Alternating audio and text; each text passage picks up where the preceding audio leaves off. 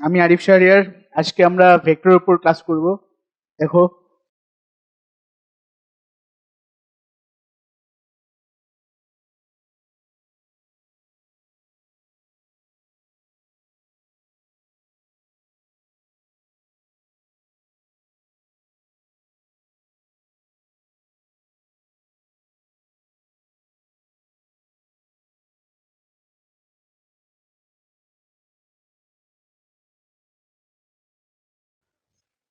তাহলে দেখো, দুটা ভেক্টর পি কিউ, এই দুটা ভেক্টরের লব্ধি আর এই দুটার মাঝখান দিয়ে যাবে।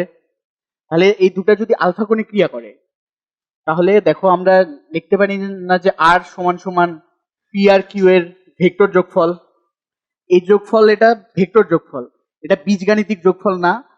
এটা তো সব জানোই তোমরা, তাও একবার বলতেছি। দেখো তাহলে আর এর মান সমান সমান root over P square plus Q square plus twice P Q cos alpha না।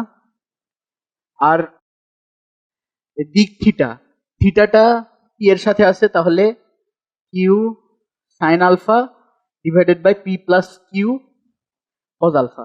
এটা মনে রাখার একটা টেকনিক আছে। দেখো, এই থিটাটা পি এর সাথে আসে না, তাহলে পিটাকে নিচে মুক্ত রাখবো, কিউ উপরে নিচে দুই জায়গাতেই হবে, আর সাইন উপরে হবে না কজ উপরে হবে। এটা মনে রাখার টেকনিক আছে। দেখো, ট্যান থিটা না, ট্যান সমান সমান কি সাইন বাই কজ না। এভাবে মনে রাখতে পারো সহজে।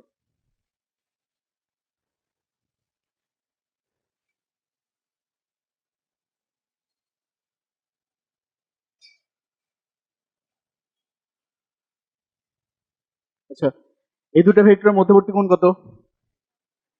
30 ডিগ্রি। আচ্ছা,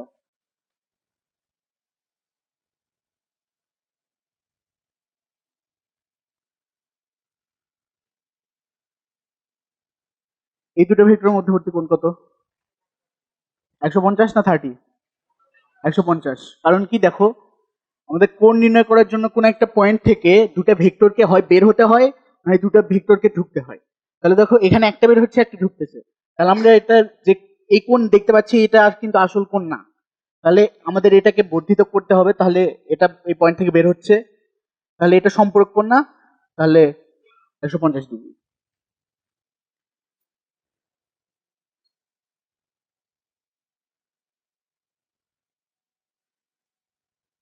এক্ষেত্রে কোণ কত? 30 ডিগ্রি না?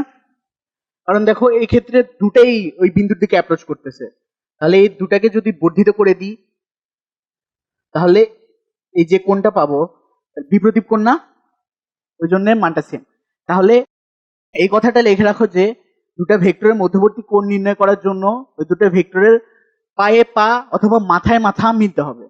দেখো, হয় পায়ে পা অথবা মাথায় মাথা মিলতে হবে।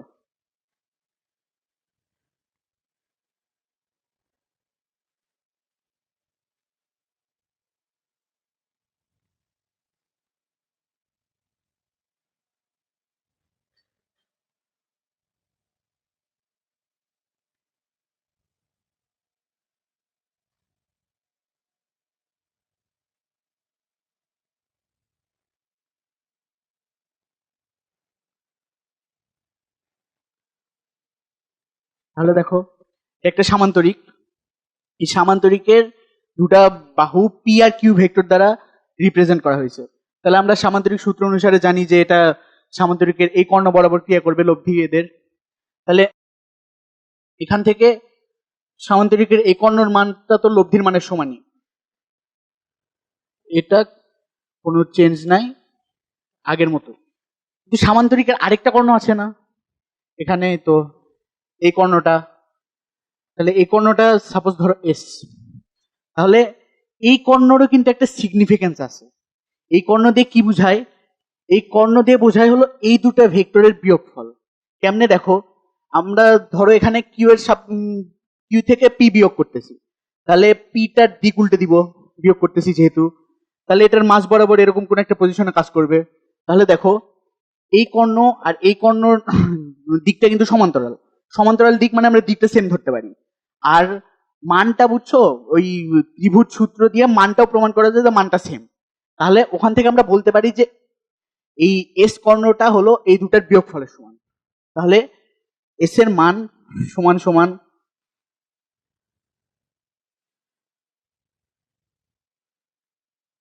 P Q cos alpha. এই এস এর আরেকটা সিগনিফিকেন্স আছে, দেখো এই পি আর কিউ এই দুটা যদি অবস্থান ভেক্টর হয়, অবস্থান ভেক্টর হইলে এই এস দিয়ে সরণ প্রকাশ করবে। কারণ দেখো সরণ কি, সরণ বলতে দুটা অবস্থান ভেক্টরের বিয়োগফল বোঝায় না? তাহলে এই দুটো যদি অবস্থান ভেক্টর হয় তাহলে এসটা ওদের বিয়োগফল প্রকাশ করতেছে না, তাহলে এসটা এখানে সরণ। বুঝতে পারছো?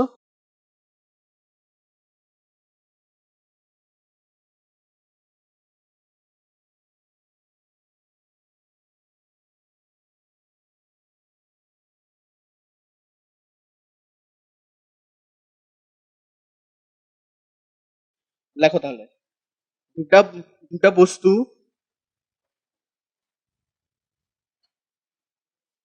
একই বিন্দু হতে যাত্রা শুরু করে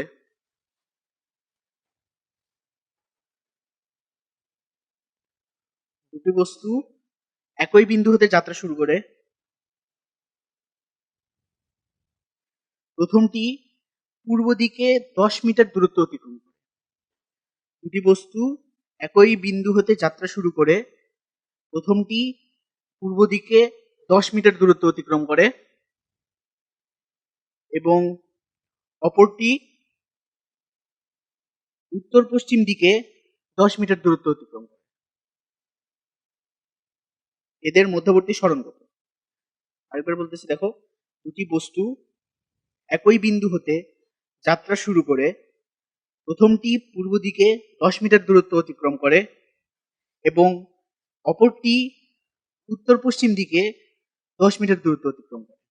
এদের মধ্যবর্তী সরণ কত?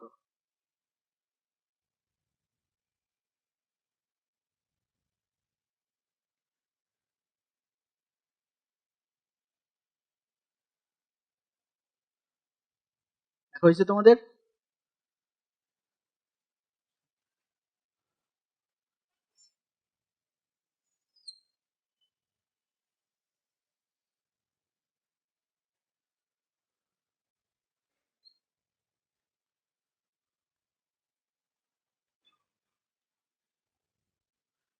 আমাদের এখানে বলছে যে প্রথম বস্তুটা পূর্ব দিকে 10 মিটার দূরত্ব অতিক্রম করছে, তাহলে পূর্ব দিকে 10 মিটার, এটা তো কোনো সমস্যা নাই।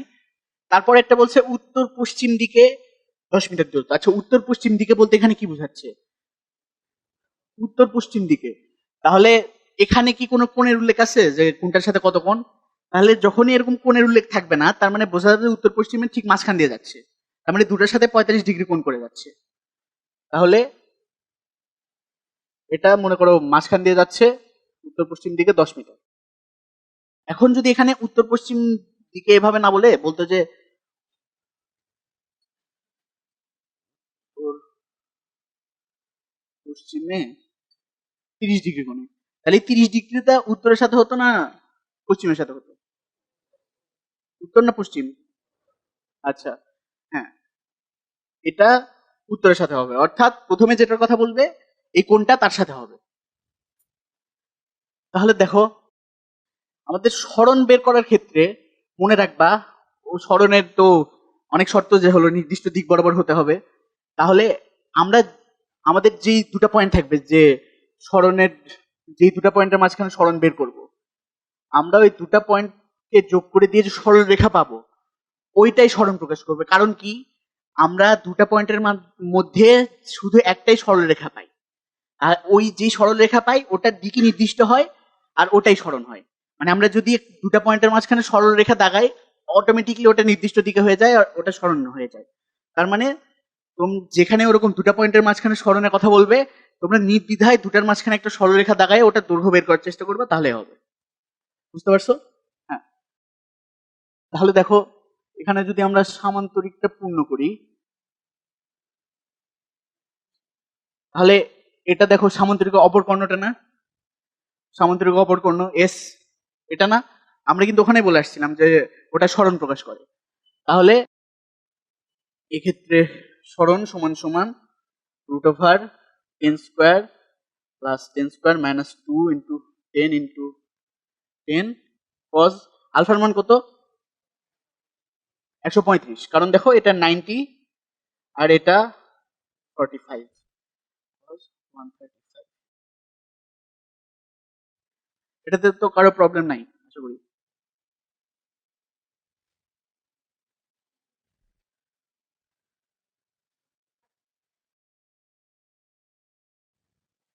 ওটা তোলা হয়েছে না সবার, কোনো প্রবলেম নাই তো? আচ্ছা তাহলে এটাতে আসো।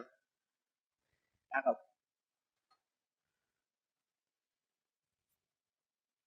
আচ্ছা এখন প্রবলেমটা লেখো।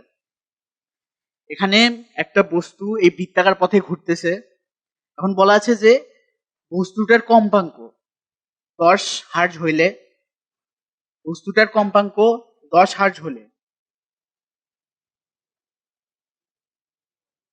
হ্যাঁ হ্যাঁ আর শুরু থেকে বলবো। আচ্ছা একটা বস্তু এই বৃত্তাকার পথে পরিভ্রমণ করতেছে।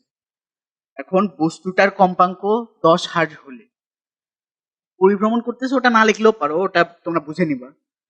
মেইন কথা হলো বস্তুর কম্পাঙ্ক 10 হার্জ। বস্তুর কম্পাঙ্ক 10 হার্জ হলে 5 সেকেন্ড পরে বস্তুর দ্রুতি এবং বেগ কত? বস্তুর কম্পাঙ্ক 10 হার্জ হলে 5 সেকেন্ড পরে বস্তুর দ্রুতি ও বেগ কত?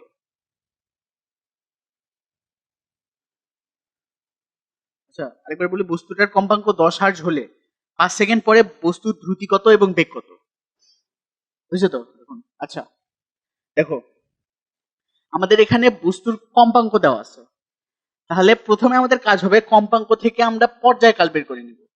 পর্যায়কাল t সমান সমান 1 ডিভাইডেড বাই 10 সমান সমান 0.1 সেকেন্ড। তাহলে পর্যায়কাল 0.1 সেকেন্ড, এটাতে আমরা কি বুঝি? এটাতে বুঝি যে সাপোজ এই বি পয়েন্ট থেকে বস্তুটার যাত্রা শুরু করছে, সে সমগ্র এই বৃত্তাকার পথ ঘুরে আবার এই বি পয়েন্টে একবার ফিরে আসতে তার 0.1 সেকেন্ড লাগছে।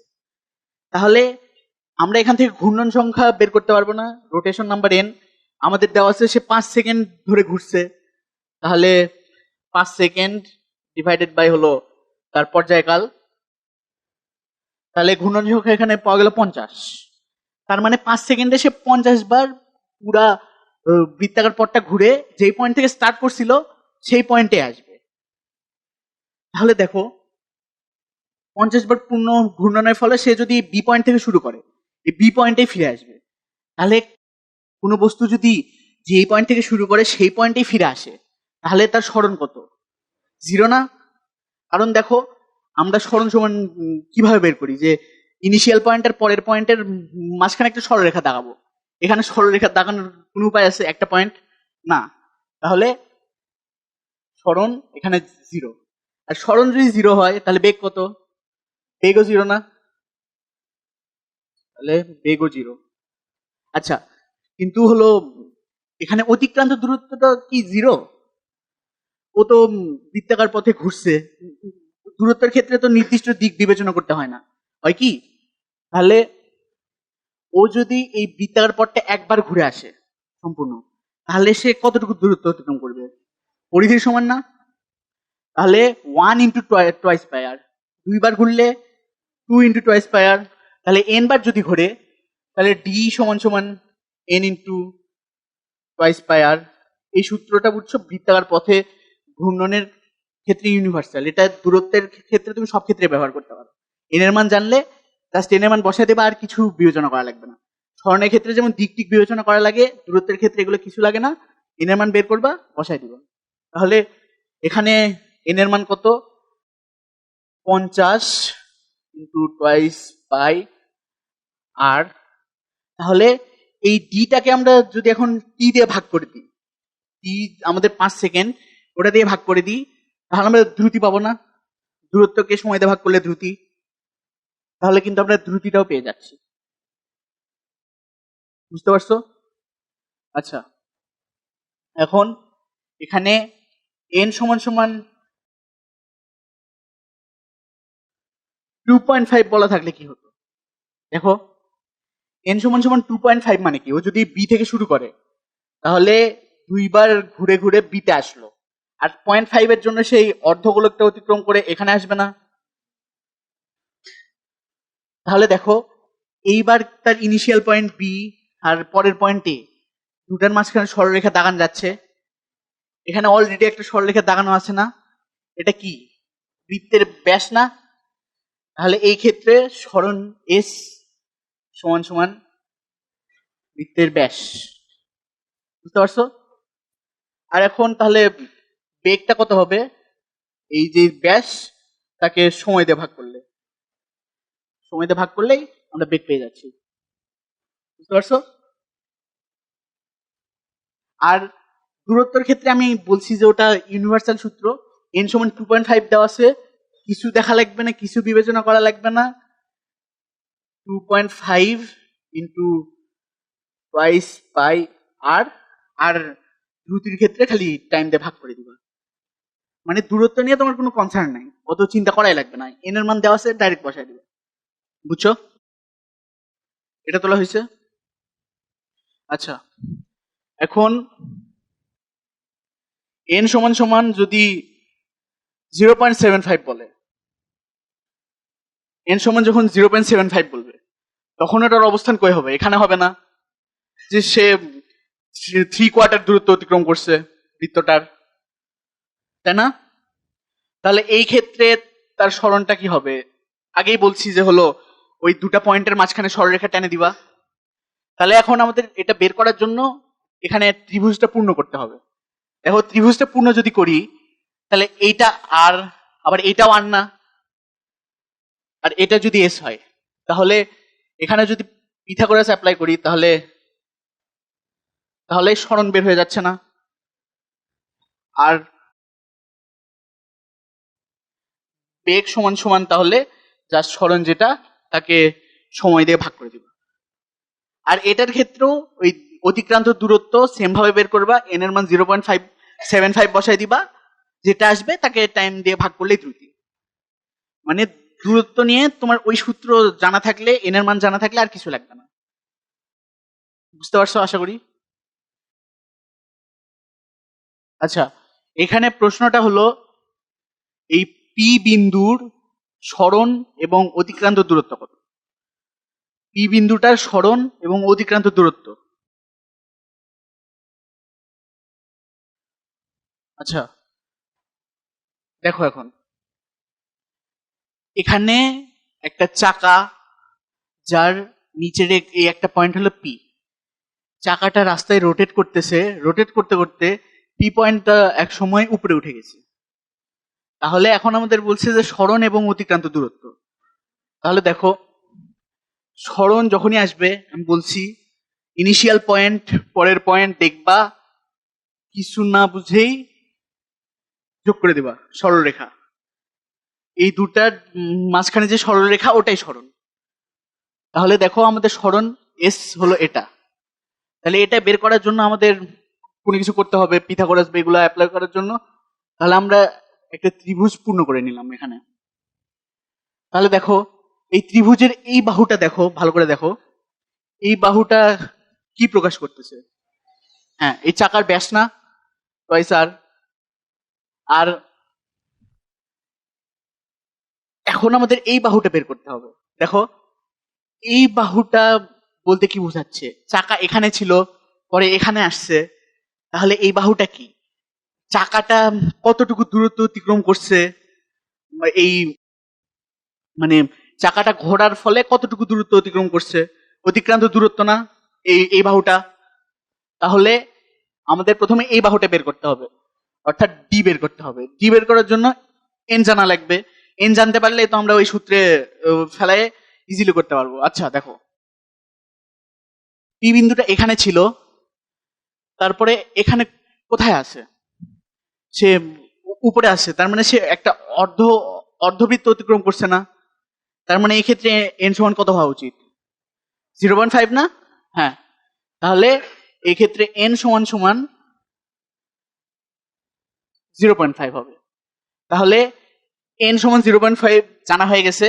আর কিছু না ভেবেই আমরা ডিস্টেন্স সমান সমান এটা বের করে নেব।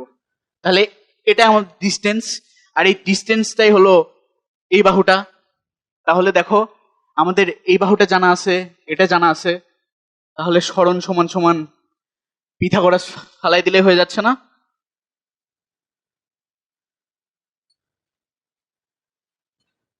দেখো এটা আমাদের সরণ, বলো। হ্যাঁ, n সমান 1.5 হয়, n সমান যদি 100.5 হয় তাহলে কি করবো? এইটা বোঝা সম্ভব না, কারণ এখানে কিছুই বলা নাই যে হলো কতটুকু গেছে বা টাইম কত বা এই টাইপের কিছু বলা নাই। যখন কিছু বলা থাকবে না তখন তোমার সবচেয়ে লোয়েস্ট মানটাই নিতে হবে, কারণ ইচ্ছা করলে তো ইনফিনিটি 0.5ও হতে পারে, পারে না? পারে তো, কিন্তু তোমার এখানে যেহেতু ওই কয়বার ঘুরছে সেটা বের করার অন্য কোনো কিছু বলা নাই, টাইম বলা নাই বা দূরত্ব কতখানি গেছে সেটাও বলা নাই, ওই জন্য এখানে লোয়েস্ট ভ্যালুটাই আমাদের নিতে হবে।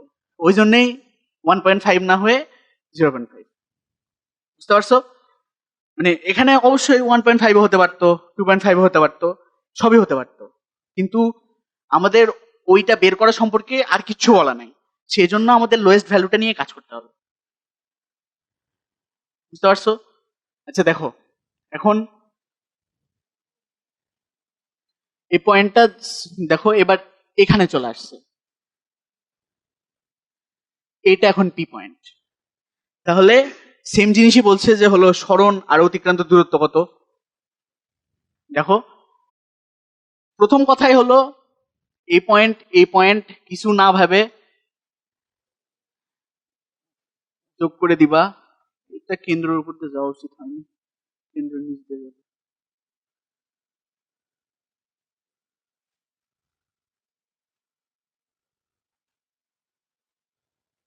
আচ্ছা, তাহলে সরণ বের করার জন্য কিছু না ভেবেই মনে করো গাধার মতো যোগ করে দিবা দুটা পয়েন্ট, যেটা হবে সেটাই সরণ। তাহলে সরণ বের করার জন্য তাহলে আমাদের এই তো ত্রিভুজ পূর্ণ করে নিতে হবে। তাহলে এই ক্ষেত্রে দেখো এন সমান সমান কত? 0.75 না? হয়তো ওটার কেসটা ওইভাবে মানে উল্টে দাও, দেখো 0.75 এটা 3/4 অতিক্রম করছে, তাহলে এখানে এন সমান সমান 0.75। দেখো এক্ষেত্রে এন সমান সমান 0.75, এক্ষেত্রে একটা ব্যাপার আছে, দেখো আমাদের অতিক্রান্ত দূরত্বটা কি? অতিক্রান্ত দূরত্ব মনে করো এটা অক্ষ দাগায় নিছি, তাহলে যতখানি আসবে এই অক্ষ বরাবর এইটুকু অতিক্রান্ত দূরত্ব না? এই ডি সমান সমান হয়তো এন টয়েস পাই আর এইটুকু, এটা দিয়ে এইটুকু পাবো, কিন্তু আমাদের এই বাহুটা দেখো, এই বাহুটা কিন্তু ওটা থেকে বড়, তাহলে এই বাহুটার দৈর্ঘ্য কিন্তু আমরা ডাইরেক্ট এই ডি থেকে পাচ্ছি না। তাহলে এটার জন্য আমাদের কিছু মনে করো হলো এই সরলরেখার থিওরি খাটানো লাগবে। দেখো এখানে আমরা কেন্দ্র আর এটার একটা সংযোগকারী রেখা যদি কল্পনা করে নিই, তাহলে এই রেখা আর এই তো রাস্তা সমান্তরাল না?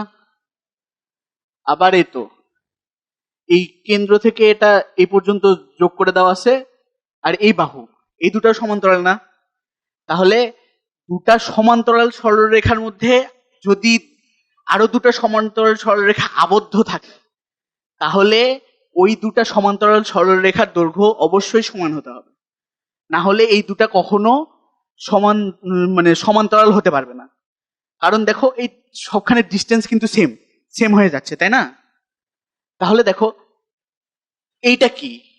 এটা আর না, এই চাকার এটা আর, তাহলে ওই সরলরেখার ওই থিওরি অনুসারে আমাদের এইটুকু আর, তাহলে একটা বাহু এখানে কিন্তু আমরা পেয়ে গেলাম।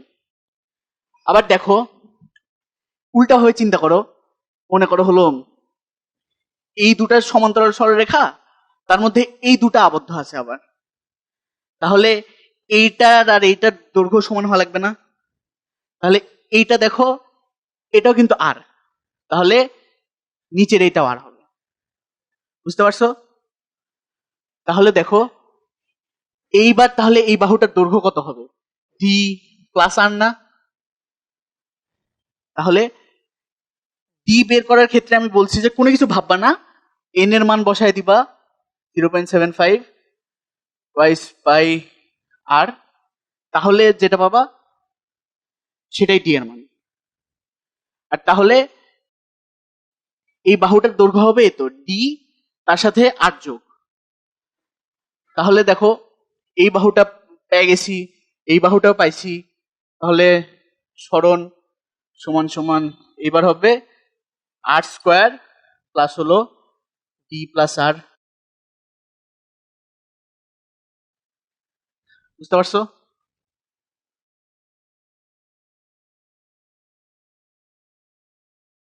এখানে এন সমান 0.75 না হয়ে যদি 0.8 এরকম টাইপের একটা কেস আসে, এটা কখনো কোথাও আসবে না। এটা নিয়ে যে বলছে সেই মাথা ঘামাবে, বাকিগুলো যদি ইচ্ছা হয় আধা ঘন্টা মাথা ঘামায়ও, না হলে ফেলে দিবা, ওই পৃষ্ঠে ছিঁড়ে ফেলে দিবা। ওটা নিয়েও তো ভাবার কোনো মানে দরকারই নাই।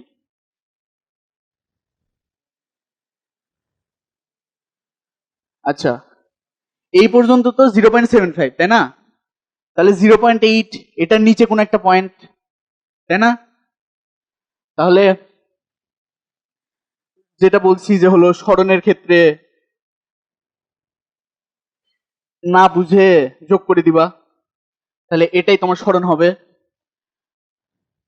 তাহলে এখন দেখো এই পয়েন্ট আর এই পয়েন্ট যোগ করে তুমি একটা এখানে একটা ত্রিভুজ পাচ্ছ, স্থূলকোণী ত্রিভুজ। এই এই দূরত্বটা তুমি বের করতে পারো এই তো ডি দিয়ে। ডি এর মান বসায় তো এন সমান 0.8 বসায় তুমি এই বাহুটা বের করতে পারতেছো। আর তোমার এখন কাজ হলো যে তুমি এই বাহুর দৈর্ঘ্য আর এই কোণটা বের করবা। বের করলে তুমি হয়তো ওই এস এর সূত্র লিখছিলাম, A square plus B square minus twice A B cos alpha, ওটাই ফেলে দিবে, তাহলে হয়ে যাবে। এখন তোমাদের বাসার কাজ হলো এই বাহুর দৈর্ঘ্য বের করবা আর কোণটা বের করবা। বুঝছো? আচ্ছা, বলে রাখি এটা কোথাও কখনো আসবে না, সুতরাং এটা নিয়ে টেনসড হওয়ার কিছু নাই। মনে করো যে আমাদের ক্লাসে দিয়েছিল, হয়তো কেউ বুয়েটে পাইছে, সেও এই অঙ্ক পারবে না, এটা লাগে না। এটা অনেক হায়ার থিওরি আছে, তো কমপ্লেক্স হিসাব নিকাশ আছে এটা। তুমি যদি পারো অবশ্যই ভালো, ট্রাই করো, এরপরে দেখাতে পারো। আর না পারলে তো না পারলে পৃষ্ঠা সিরিয়াস ফেলে দিও।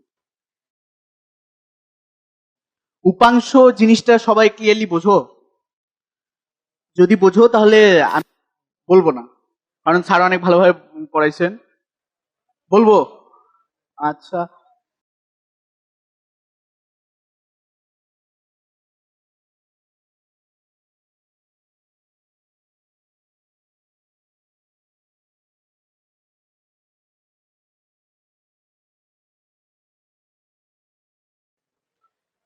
তাহলে দেখো দুটা ভেক্টর আমাদের যদি বলে যে এই ভেক্টরের ওপর উপাংশ, মানে এই ভেক্টরের উপর এটার উপাংশ বের করো, তাহলে আমাদের থিওরিটিক্যাল কাজ হবে আমরা এরকম ভেক্টরের দুটা লাঠি ক্রিয়েট করে ওইখানে দুই মাথায় দুটা টর্চ লাইট নিয়ে বসে থাকবো।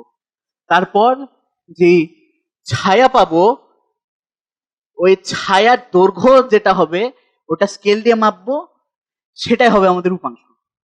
আর উপাংশের এটা যদি দিক সহ হয় তাহলে উপাংশ, আর দিক ছাড়া হইলে ওটা লম্ব বিক্ষেপ।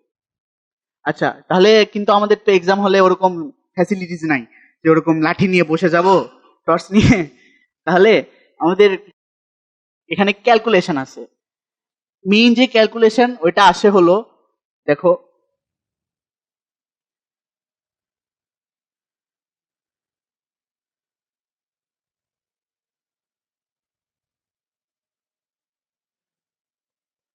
দেখো দুটা এই ভেক্টর দুটা র্যান্ডম কোণে উপাংশে ভাগ হয়ে গেছে, লম্ব উপাংশ না।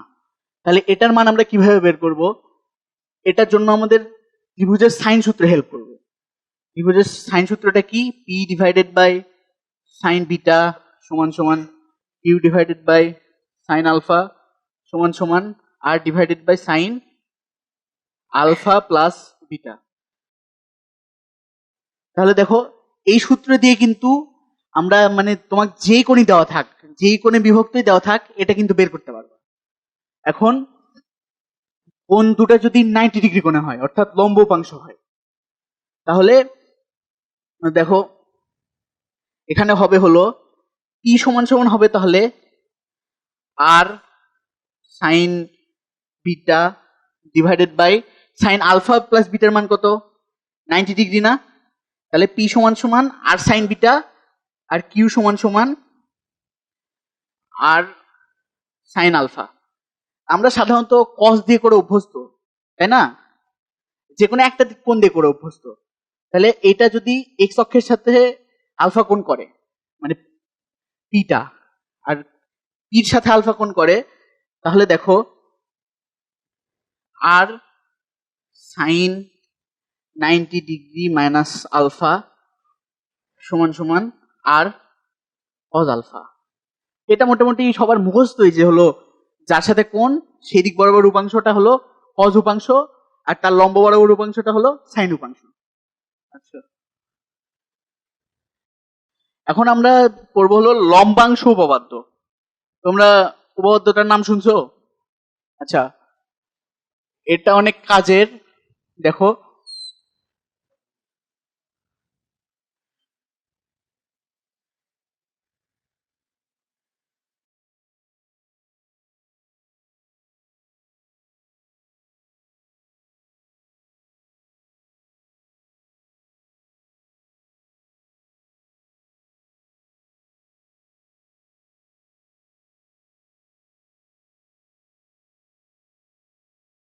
তাহলে দেখো, দুটা ভেক্টর যখন একসাথে ক্রিয়া করে তখন তো আমরা সামান্তরিক সূত্র দিয়ে অনেক ইজিলি বের করে ফেলি। এখন যদি একাধিক ভেক্টর থাকে তাহলে আমাদের বহুভুজ সূত্রে যাওয়া লাগে, মানে ওটা আসলে সামান্তরিক সূত্রেরই যোগফল। সামান্তরিক সূত্র পাকায় পাকায় আস্তে আস্তে করা লাগে, কিন্তু অত টাইম তো নাই তোমার এক্সাম হলে, আছে কি? তাহলে আর ওইভাবে করতে গেলে তোমার জীবন শেষ, সবই শেষ। তাহলে এখন আমাদের কাছে এই লম্বাংশ উপপাদ্য আমাদের একটা সলিউশন, যেটার মাধ্যমে আমরা অনেক সহজেই লব্ধি মান এবং দিকটা বের করতে পারি।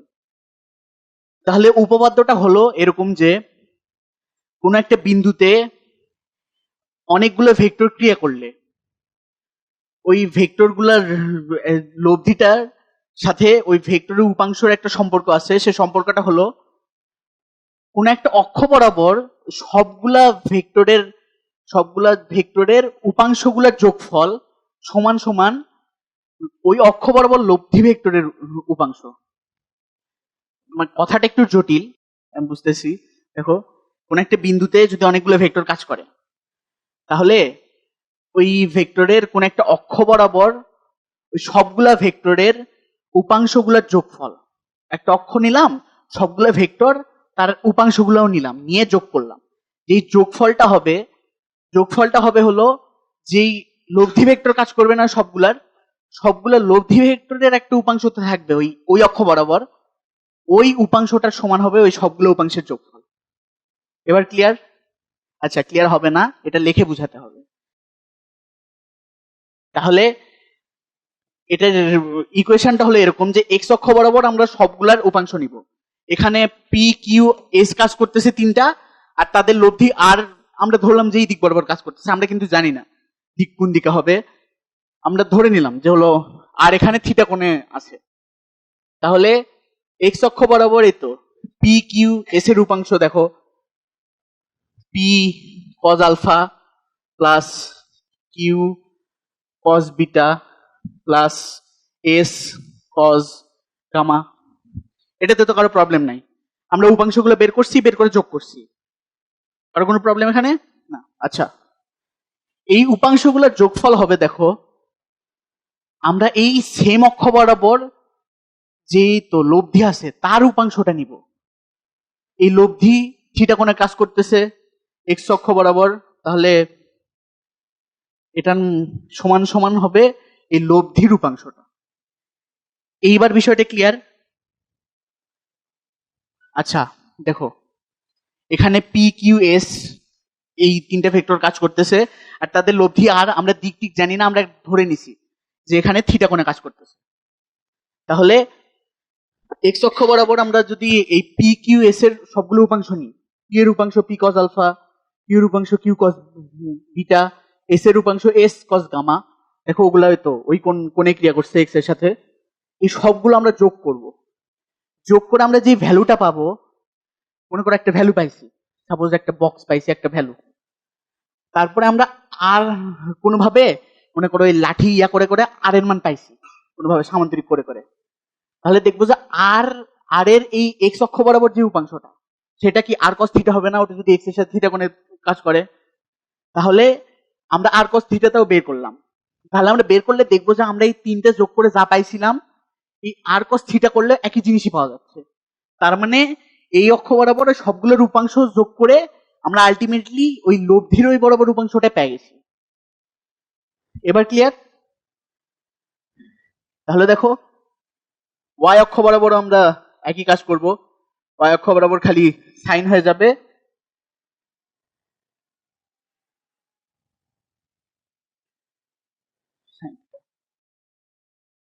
এইভাবে আমরা দুটো ইকুয়েশন পাবো, বুঝছো?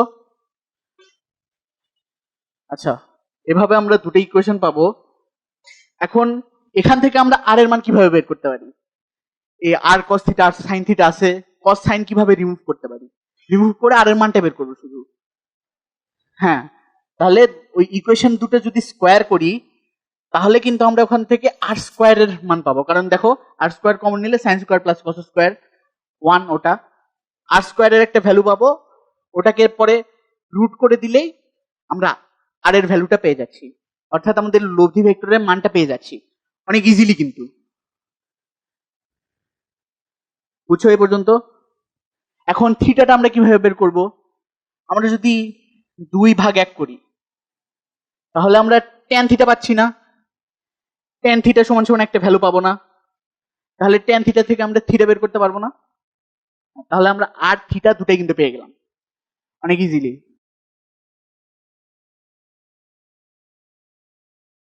এখন যদি তোমার বিষয়টা এমসিকিউতে দিয়ে ফেলে, তাহলে তোমার কিন্তু এইভাবে করতেও কিছুটা একটা সময় ব্যয় হবে, তাই না?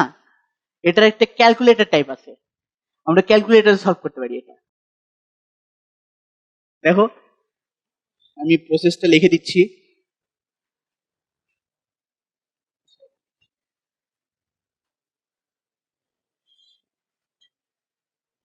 আচ্ছা, প্রথমেই বিষয়টা ক্লিয়ার করে নি, এটা 100 ms এর জন্য না।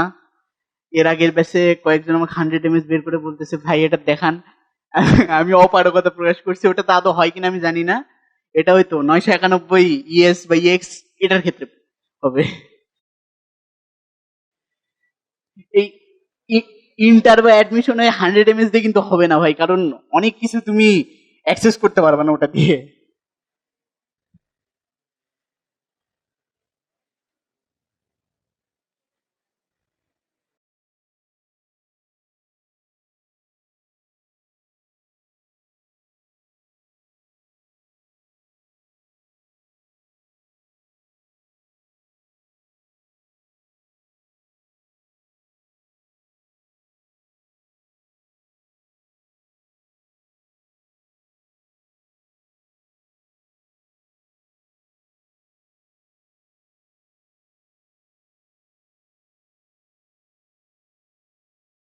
সেটা লিখে নাও, তারপর আমি প্রসেসের তর্জমাটা করতেছি যে আসলে কি। ইএক্স এর ক্ষেত্রে তো খালি একটা চেঞ্জ, ওই রিপ্লে বাটনটা নাই, মানে মাঝখানে ওই বড় একটা বাটন থাকে না, ওটা নাই।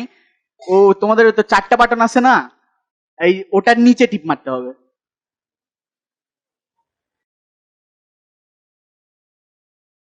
দেখো প্রথমে যখন তুমি শিফট চাপে মোডে যাবা, তখন তারপরে তুমি ওই তো রিপ্লাই বা ওই তো নিচের ওই তো মাঝখানে নিচের বাটনটা ক্লিক করলে তোমার অপশন আসবে কমপ্লেক্স বা আরো কিছু কিছু অপশন আসবে, ওখানে 3 প্রেস করলে তোমার কমপ্লেক্স আসবে।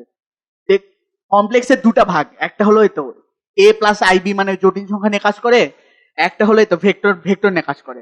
আর থিটা, আর থিটা অপশন 2 নম্বরে আসবে, তাহলে তুমি 2 প্রেস করে আর থিটা মোডে নিয়ে গেলা, তারপরে তুমি অল ক্লিয়ার দিয়ে তুমি আবার ফিরে আসলা, তো তোমার ক্যালকুলেটর তো কম্পাউন্ড মোডে আছে, তাহলে আবার মোডে প্রেস করে 2 প্রেস করা লাগবে যাতে ওটা কমপ্লেক্সে আসে।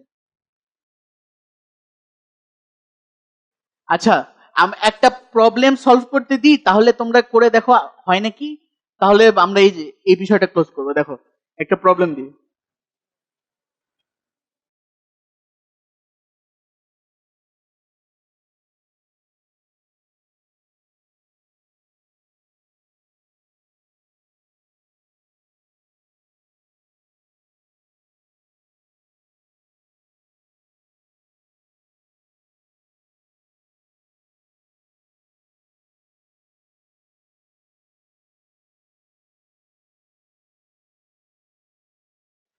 তাহলে লব্ধির মান আর দিক বের করার জন্য আমাদের প্রথমে ধরে নিতে হবে আমরা কোনটার সাপেক্ষে বের করবো। কারণ দেখো বিভিন্নটার সাপেক্ষে বের করলে থিটাটা কিন্তু বিভিন্ন আসবে।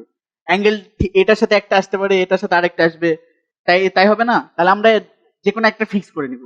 তাহলে এইটা যদি ধরো তাহলে সুবিধা আছে যে তুমি সবগুলো একদিকে, কিন্তু আমি তোমাকে দেখাবো যে তুমি র্যান্ডমলি মাঝখানে একটা ধরলা, মনে করো এটার সাপেক্ষে 30 নিউটনের সাপেক্ষে ধরলা, 30-এর সাপেক্ষে। তাহলে কি হবে যে এই পাশেও আছে এই পাশেও আছে, তাহলে আমরা 30-এর সাপেক্ষে বের করতেছি। তুমি প্রথমে ক্যালকুলেটারে ওই অবস্থায় নিয়ে যাওয়ার পর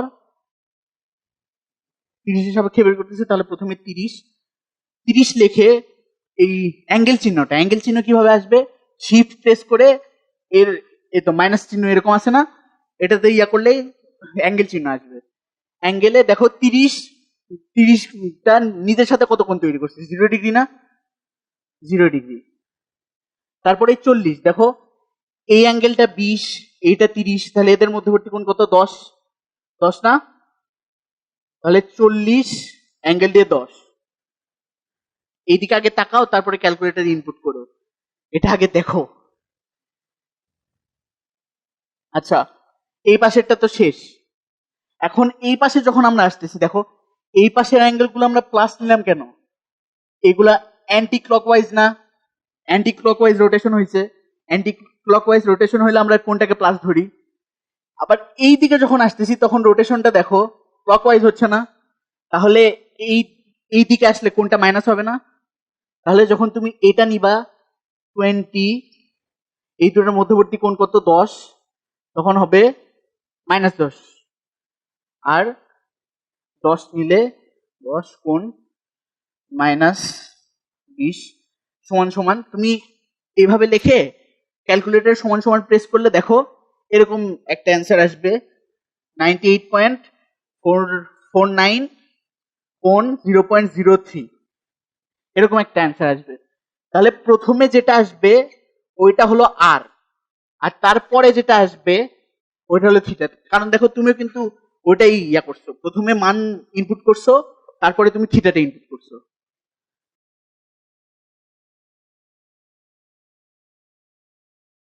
এটা তো লো।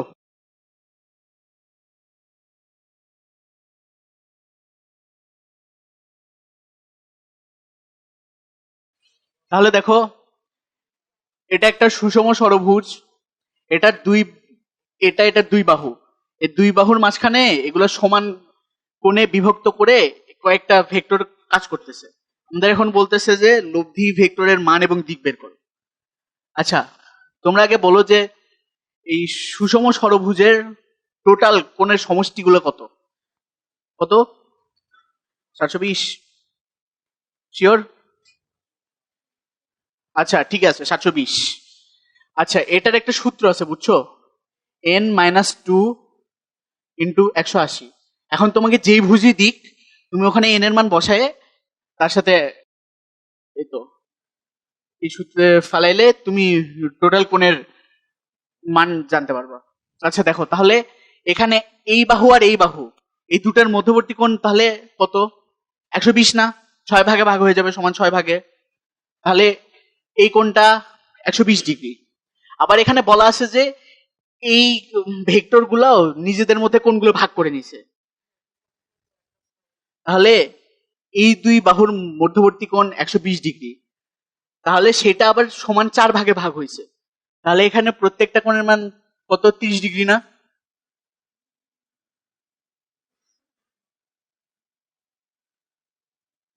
30 ডিগ্রি না, 120 ডিগ্রি সমান 4 ভাগে ভাগ হয়েছে।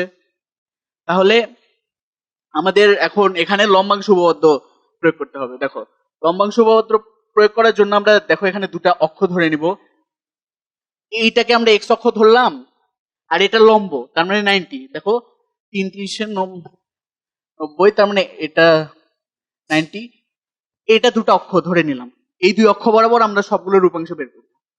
তাহলে দেখো এক্স অক্ষ বরাবর সবগুলো রূপাংশ 2 প্লাস হলো 3 cos 30 plus 4 cos 60 plus 5 cos 90 plus 6 cos 120 degree সমান সমান আর cos থিটা। আর y অক্ষ বরাবর যে উপাংশ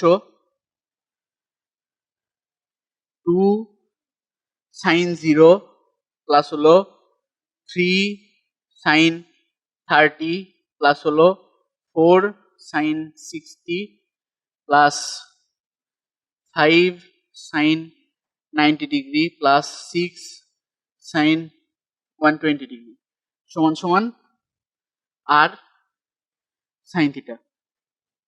দেখো এখান থেকে আর cos থিটা আর sin থিটার মান আমরা পেয়ে যাচ্ছি না। তাহলে এর আগে দেখাইছিলাম যেভাবে, যে হলো ওই দুটো ইকুয়েশন স্কোয়ার করে যোগ করে দেওয়ার পর রুট করলেই আমরা আর এর মানটা পাবো, আর ইকুয়েশন 2 কে 1 দিয়ে ভাগ করলে tan থিটার মান পাবো, ওখান থেকে আমরা থিটার মানটা বের করে নিতে পারবো।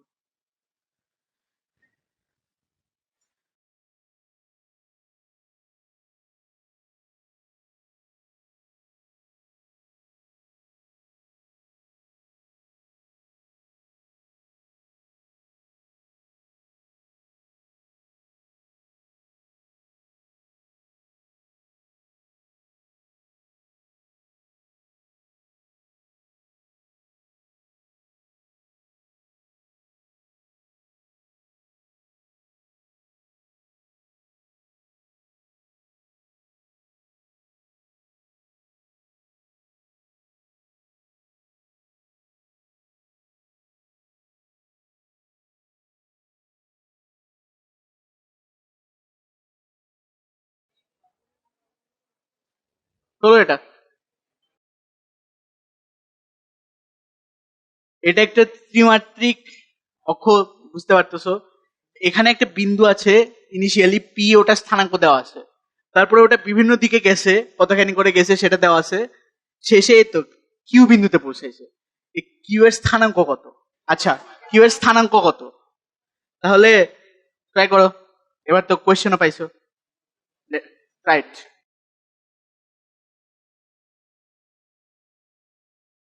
ট্রাই করে দেখি, যারা আমিও পারি না তোমরাও পারোনি, একসাথে ট্রাই করি। আচ্ছা দেখো এখানে আমাদের পি এর স্থানাঙ্ক ইনিশিয়ালি দেওয়া আছে এটা। তাহলে প্রথমে মনে করো কণাটা এক্স অক্ষ বরাবর 4 মিটার গেছে। দেখো এটা এক্স অক্ষ বরাবর গেছে না, 4 একক গেছে। তাহলে এইটার স্থানাঙ্ক হবে 6, 3, 5। এইভাবে আস্তে আস্তে সবগুলোর স্থানাঙ্ক বের করতে করতে আলটিমেটলি কিউ এর স্থানাঙ্ক বের হয়ে যাবে।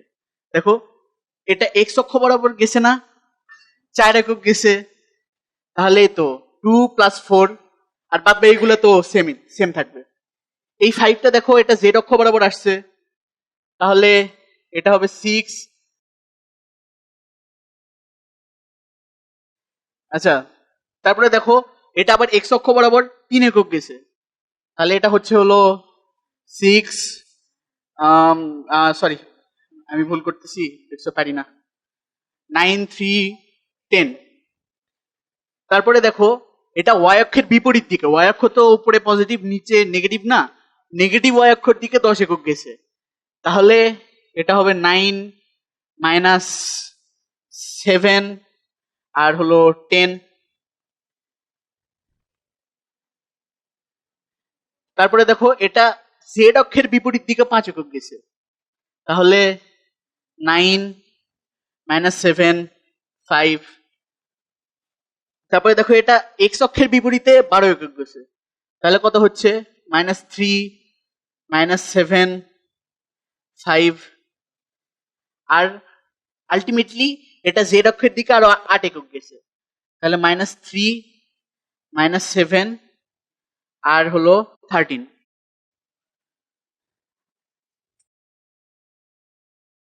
এই অঙ্কগুলো প্র্যাকটিক্যালি বুঝতে সারিয়াকান্দিতে যে নদীতে উঠে নৌকা নিয়ে রওনা দিব।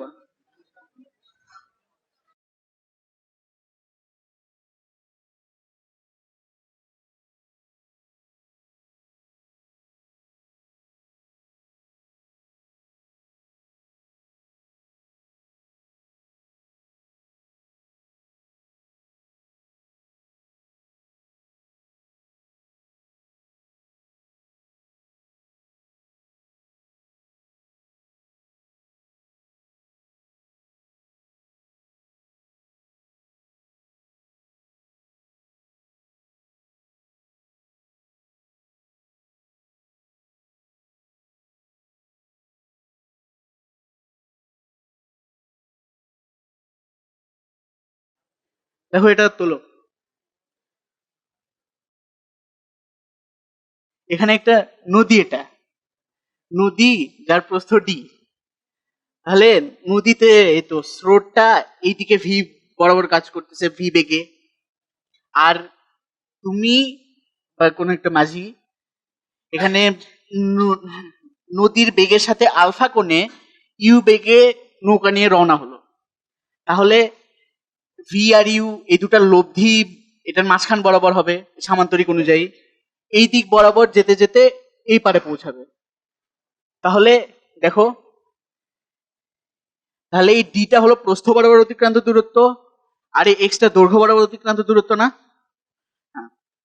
তাহলে এখন দেখো আমরা একটু অ্যানালাইসিস করি।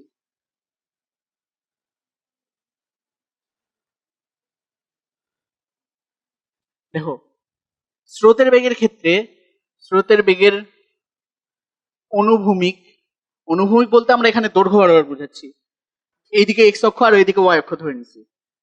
অনুভূমিক উপাংশ দেখো, এই দৈর্ঘ্য বরাবর বেগটা কিন্তু দৈর্ঘ্য বরাবরই কাজ করতেছে, তাহলে cos 0, তাহলে অনুভূমিক বরাবর উপাংশ ভি পুরাটাই হচ্ছে না? মনোযোগ দাও, দেখো স্রোতের বেগের অনুভূমিক উপাংশ ভি হচ্ছে না, ভি cos 0 তার মানে ভি। আর উলম্ব উপাংশ কি হচ্ছে দেখো, ভি cos 90 ডিগ্রি, তার মানে cos 90 এর মান 0, তার মানে উলম্ব বরাবর এটার কোনো উপাংশ নাই। এটা বোঝাই যাচ্ছে এটা সম্পূর্ণ দৈর্ঘ্য বরাবর আছে, ওই দিক কোনো উপাংশ নাই। এখন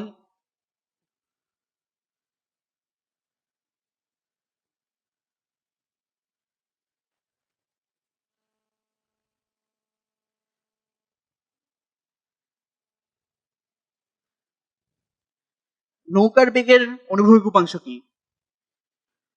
অনুভূমিকের সাথে কোণ আলফা, তাহলে ইউ কজ আলফা না?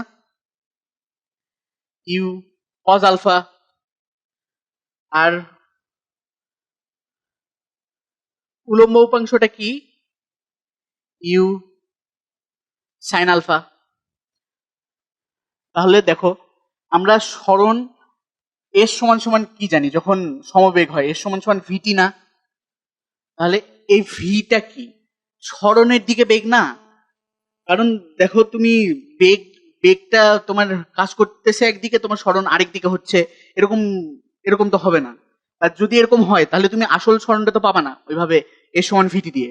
তাহলে তোমার সরণের দিকে বেগের উপাংশ নিয়ে তার সাথে টাইম গুণ করলে তুমি সরণ পাবা।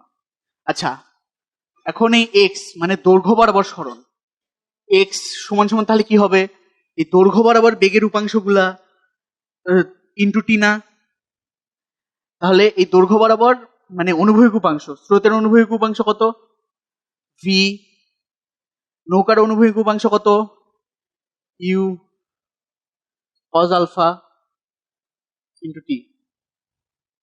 আর প্রস্থ, প্রস্থর ক্ষেত্রে দেখো, প্রস্থ বরাবর বেগ, দেখো এই স্রোতের কোনো বেগ নাই প্রস্থ বরাবর, নৌকার বেগ আছে ইউ সাইন আলফা, তাহলে U sine alpha into T এখান থেকে আমরা পাই হলো টি সমান সমান D divided by U sine alpha. আমরা টাইম বের করার জন্য সাধারণত এটাই ইউজ করে থাকি, কারণ আমাদের কখনো প্রশ্নে বলা থাকে না যে এটা দৈর্ঘ্য বরাবর এতটুকু গেছে, আমাদের প্রস্থ দেওয়া থাকে, সেখান থেকে আমরা এভাবে টাইম বের করে নিই।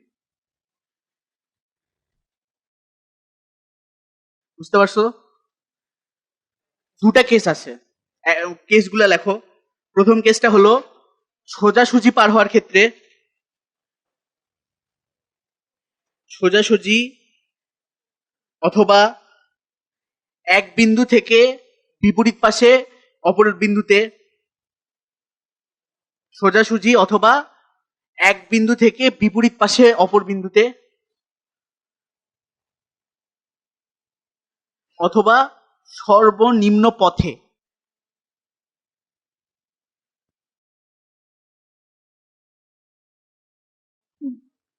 সর্বনিম্ন পথে। আচ্ছা, লেখা হয়েছে? আচ্ছা দেখো, এখানে আমাদের বলছে যে সোজাসুজি অথবা এক বিন্দু থেকে বিপরীত পাশে অপর বিন্দুতে। দেখো, আমরা যেই পথ দিয়ে যাই দুটা সমান্তরাল রেখার মধ্যে, তো এই লম্ব রেখাটাই হবে সর্বনিম্ন পথ। অন্য যেই দিক দিয়ে যাও পথটা সর্বোচ্চ হয়ে যাবে। তাহলে এক বিন্দু থেকে বিপরীত বিন্দু যাওয়ার কেস মানে হলো সর্বনিম্ন পথে। তাহলে আমাদের বলতেছে যে আমাদের এখান থেকে শুরু করে এখানে পৌঁছাতে হবে। তাহলে দেখো, এই ক্ষেত্রে কি তাহলে এক্স থাকবে কি দৈর্ঘ্য বরাবর কোনো দূরত্ব অতিক্রম করবে না? তাহলে এই ক্ষেত্রে এক্স সমান সমান হবে হলো 0। তাহলে এক্স এর মান আমরা ওই পাশে কি পাইছি? V plus U cos alpha T সমান সমান 0। তাহলে এখান থেকে আমরা দেখো কজ আলফা সমান সমান পাই minus V by U, alpha সমান সমান cos inverse minus V by U. এটা আমাদের সবার জানা, তাই না? আচ্ছা, এটাও তো জানা। মনে করো হলো স্রোতের বেগ 10 মিটার পার সেকেন্ড আর নৌকার বেগ 5 মিটার পার সেকেন্ড, তাহলে আলফা কত হবে? 120 না? হবে না, কারণ দেখো ভি, স্রোতের বেগ বলছি 10, নৌকার বেগ বলছি 5, কজ ইনভার্স -2 কোনো ভ্যালিড মান দিবে? পারই হতে পারবে না, কারণ পার হওয়ার শর্তটাই হলো যে স্রোতের বেগের থেকে নৌকার বেগটা বেশি হতে হবে। তাহলে এই 5, 10, 6, 12 এরকম পেয়ার দেখে যান 120 মেরে দিয়ে আসো না, তাহলে কিন্তু শেষ।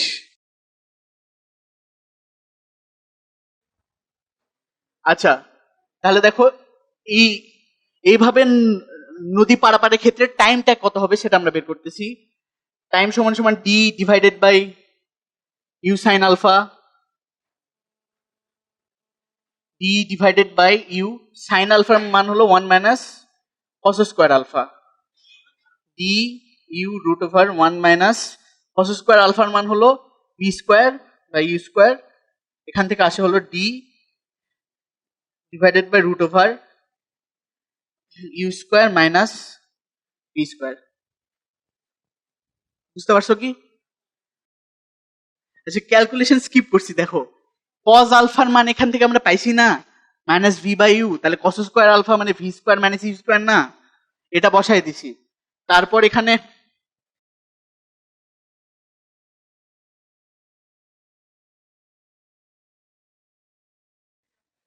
You square minus V square. আচ্ছা দেখো, এটাই তো লসাগু করে নিছি। তাহলে এটা বাইরে আসলে, রুটের বাইরে আসলে ইউ হয়ে যাবে, এই ইউ কাটা, তাহলে এটা থাকতেছে।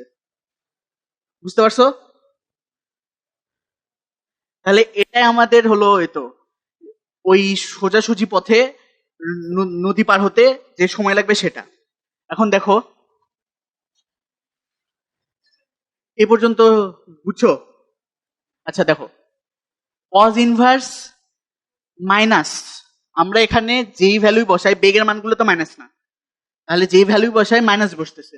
তাহলে এই ক্ষেত্রে বোঝা যাচ্ছে যে এই কেসে সবকিছু স্থূলকোণ হবে, 90 থেকে বড়। তাহলে ধরলাম এরকম কোন একটা দিকে তোমার ইউটা দিতে হবে। তাহলে তুমি এই ভেক্টর শিফটিং করে এই ভিটা এখানে নিয়ে আসলা। তাহলে দেখো, পিথাগোরাস দিয়ে আমরা এটা কিন্তু লব্ধি।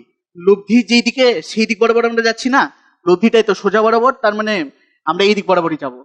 তাহলে এই লব্ধির মানটা পিথাগোরাস দিয়ে কত বাড়ায় দেখো, root over B square minus U square, U square minus B square, U square minus B square, তাই না?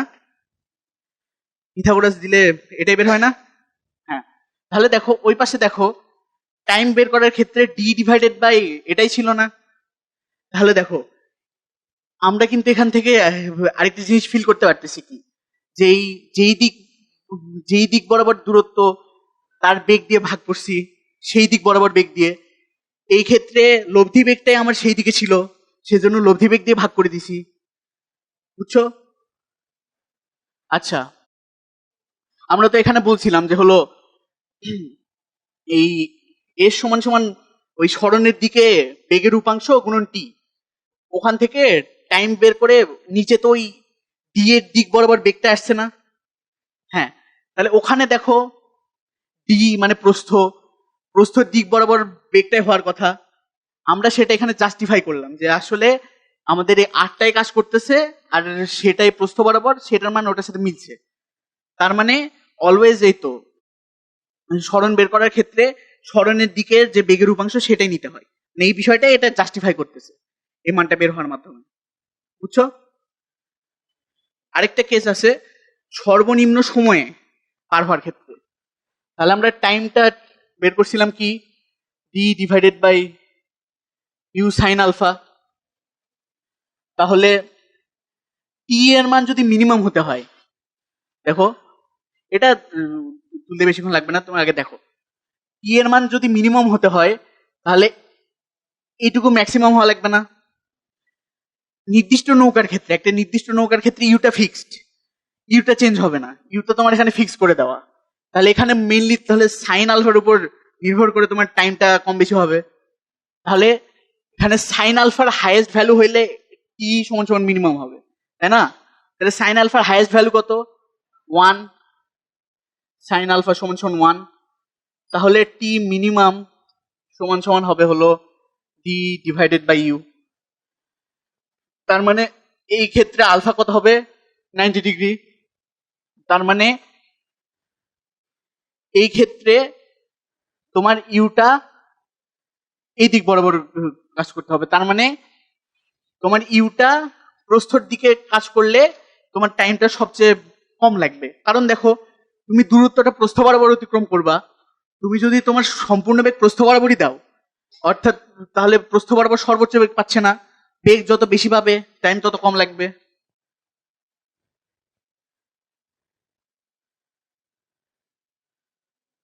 তাহলে দেখো এটা ইউ এটা ভি, তাহলে আর হলো এটা, তাহলে ভেক্টর শিফটিং করে এই ভিটা এখানে নিয়ে আসা যেতে পারে।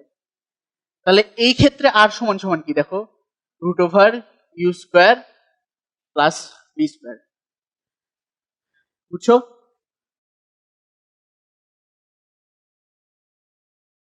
অঙ্কটা লেখো।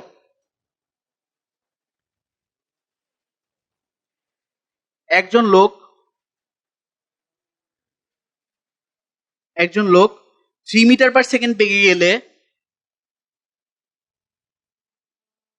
একজন লোক 3 মিটার পার সেকেন্ড বেগে গেলে বৃষ্টি তার মাথার উপর লম্বভাবে পড়ে। একজন লোক 3 মিটার পার সেকেন্ড বেগে গেলে বৃষ্টি তার মাথার উপর লম্বভাবে পড়ে।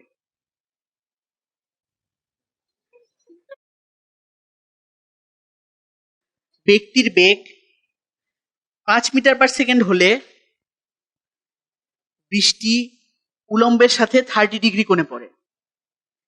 ব্যক্তির বেগ 5 মিটার পার সেকেন্ড হলে বৃষ্টি উলম্বের সাথে 30 ডিগ্রি কোণে পড়ে। ব্যক্তির বেগ 5 মিটার পার সেকেন্ড হলে বৃষ্টি উলম্বের সাথে 30 ডিগ্রি কোণে পড়ে। তাহলে বৃষ্টির প্রকৃত বেগ কত? আরেকবার বলি দেখো, একজন লোক 3 মিটার পার সেকেন্ড বেগে গেলে বৃষ্টি তার মাথার উপর লম্বভাবে পড়ে। ব্যক্তির বেগ 5 মিটার পার সেকেন্ড হলে বৃষ্টি উলম্বের সাথে 30 ডিগ্রি কোণে পড়ে। বৃষ্টির প্রকৃত বেগ কত?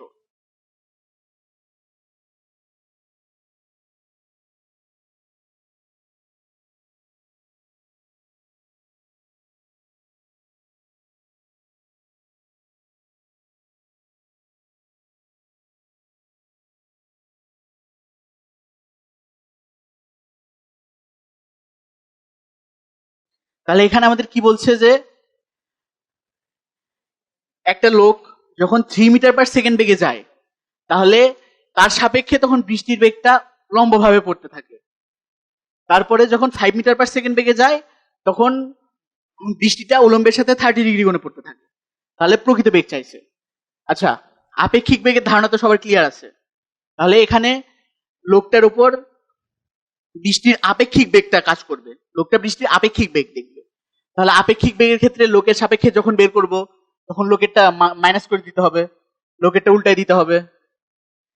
আচ্ছা দেখো, লোকের সাপেক্ষে যেহেতু বের করব, তাহলে লোকের বেগটা উল্টাই দিতে হবে।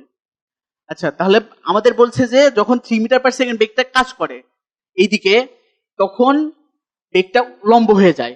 তার মানে এই কথা থেকে বোঝা যাচ্ছে যে আগে বেগটা লম্ব বরাবর পড়তেছিল না, বৃষ্টিটা তির্যক ভাবে পড়তেছিল। এই বেগ কাজ করার কারণে সেটা লম্ব হয়ে গেছে। তাহলে ধরলাম যে এই দিক বরাবর ভি বেগে বৃষ্টিটা পড়তেছিল। তাহলে লোকটা যখন 3 মিটার/সেকেন্ড বেগ বৃষ্টির উপর প্রয়োগ করলো, আপেক্ষিক বেগের কারণে প্রয়োগ হলো যখন বৃষ্টির উপর অনুভূমিক ভাবে, তখন দেখো সেটা লম্ব হয়ে গেল। এই কথার একটা অনেক মারাত্মক সিগনিফিকেন্স আছে। এটা বুঝছো, লামির উপপাদ্য বা এগুলা দিয়ে সলভ করে অনেক বড় করে সলভ করা যায়, কিন্তু এখানে উপাংশের জ্ঞানটা কাজে লাগাইলে জাস্ট অনেক ছোট্ট একটা সলভ হয়ে যায়।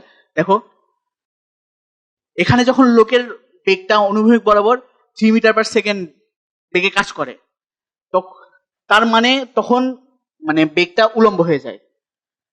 এই কথাটার অর্থ হলো যে বৃষ্টির যে অনুভূমিক বেগ ছিল, সেই বেগটাকে ব্যক্তির যে 3 মিটার/সেকেন্ড বেগ সেটা ওভার রুল করে দিছে, ক্যান্সেল করে দিছে। কারণ যদি অনুভূমিক বরাবর বৃষ্টির বেগ থাকতো ওই 3 মিটার/সেকেন্ড প্রয়োগ করার পরও, তাহলে কি লম্বভাবে পড়তে পারতো না। তাহলে তির্যক মানে অনেক কম তির্যক হলেও তির্যক ভাবেই কিন্তু পড়তো, লম্বভাবে কখনো পড়তে পারতো না। তার মানে এই ব্যক্তির 3 মিটার/সেকেন্ড বেগটা বৃষ্টির অনুভূমিক মানে বৃষ্টির বেগের অনুভূমিক উপাংশটাকে ক্যান্সেল করে দিছে। ক্যান্সেল করছে তার মানে কি, ওই দুটার মান সমান, বৃষ্টির বেগের অনুভূমিক উপাংশ আর এই 3 মিটার/সেকেন্ড বেগটা তাহলে সমান। তাহলে আমরা ভি এক্স সমান সমান লিখতে পারি 3 মিটার/সেকেন্ড।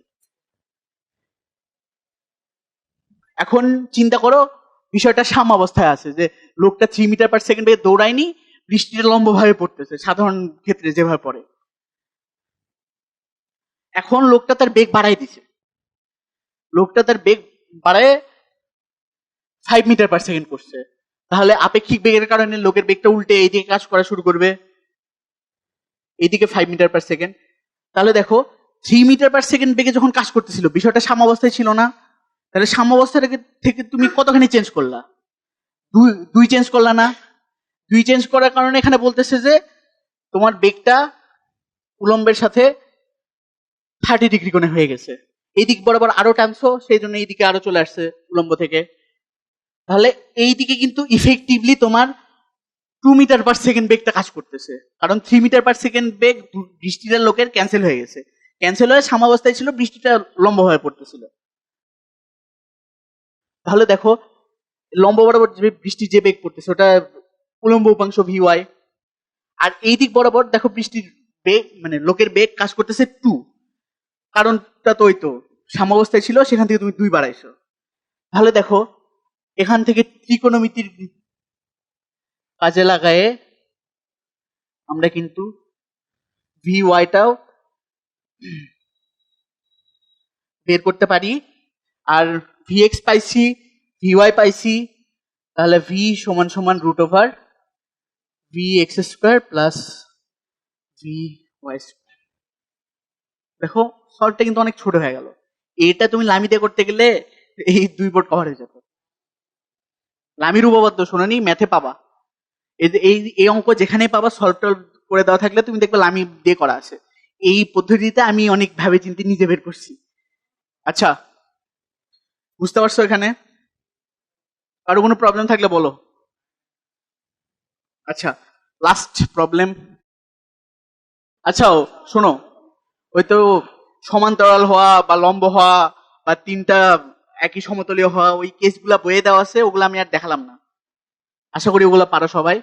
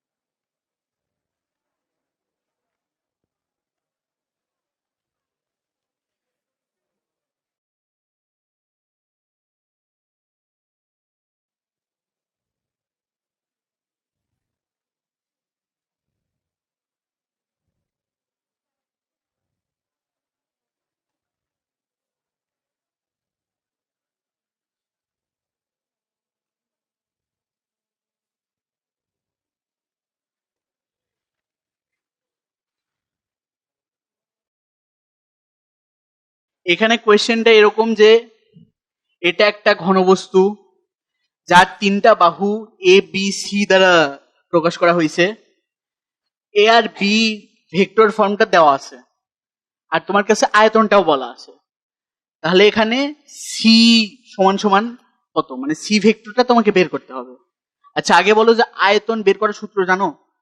ঘনবস্তুর আয়তন বের করার সূত্র, হ্যাঁ, দুটা ভেক্টরের ক্রস তার সাথে আরেকটা ডট, মানে এইটা ধরে সমান সমান জিরো করে তো তোমরা সমতলীয় করো না। যখন বিষয়টা সমতলীয় হয় তখন তো ঘনবস্তুর আয়তন জিরোই হয়, ওটা আসলে ওইখান থেকে আসে।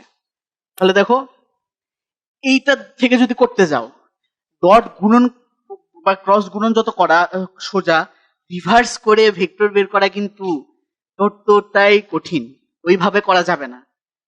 আমাদের এখানে একটু অন্য ওয়েতে আগাতে হবে। দেখো এ ভেক্টর আর বি ভেক্টর একটা তল গঠন করছে, তাহলে সিটা কি তার উপর লম্ব না, এ আর বি এর তলের উপর? তাহলে আমরা এ আর বি এর তলের উপর লম্ব ভেক্টর কি বের করতে পারি? পারি, ক্রস গুণন করে। তাহলে এ ক্রস বি সমান সমান আমরা একটা ভেক্টর পাবো যেটা সি এর দিক বরাবর, অর্থাৎ এ আর বি এর সমতলের লম্ব বরাবর। কিন্তু সেটাই যে সি ভেক্টর হবে তার কি কোনো মানে আছে? নাও হতে পারে, মান কম বেশি হতে পারে, দিক এক কিন্তু মান কম বেশি। তাহলে আমাদের এখানে একটা কাজ করতে হবে যে আমরা ওই লম্ব ভেক্টরের একক ভেক্টরটা বের করব, এ ক্রস বি করব, করে তাকে এ ক্রস বির মান দিয়ে ভাগ করব। তাহলে আমরা লম্ব দিকে একটা একক ভেক্টর পাইলাম। একক ভেক্টর পাইলে এখন আমাদের হাতে স্বাধীনতা আছে যে আমরা সির মান কোনোভাবে বের করে মানের সাথে গুণ করে দিলাম, তাহলেই আমাদের সি ভেক্টরটা পাওয়া যাবে। এখন সি এর মান বের করার ক্ষেত্রে দেখো তোমার আয়তনটা দেওয়া আছে, তাহলে সি এর মান সমান সমান আয়তন ডিভাইডেড বাই এই যে এবি তল, এই তলের ক্ষেত্রফল দিয়ে ভাগ হবে না আয়তনকে, এবি তলের ক্ষেত্রফল। এখন এবি তলের ক্ষেত্রফলটা কি? এ ক্রস বি না? তাহলে আমাদের এখানে আয়তনকে এ ক্রস বির মান দিয়ে যদি আমরা ভাগ করি তাহলে আমরা সি ভেক্টরের মানটা পাবো। এখন আমরা ওইদিকে লম্ব ভেক্টর পাইছি, একক ভেক্টর মানটাও পেয়ে গেছি। তাহলে সি ভেক্টর সমান সমান এই একক ভেক্টর তার সাথে মানটা, তাহলে আমরা আমাদের কাঙ্ক্ষিত সি ভেক্টর পেয়ে যাচ্ছি।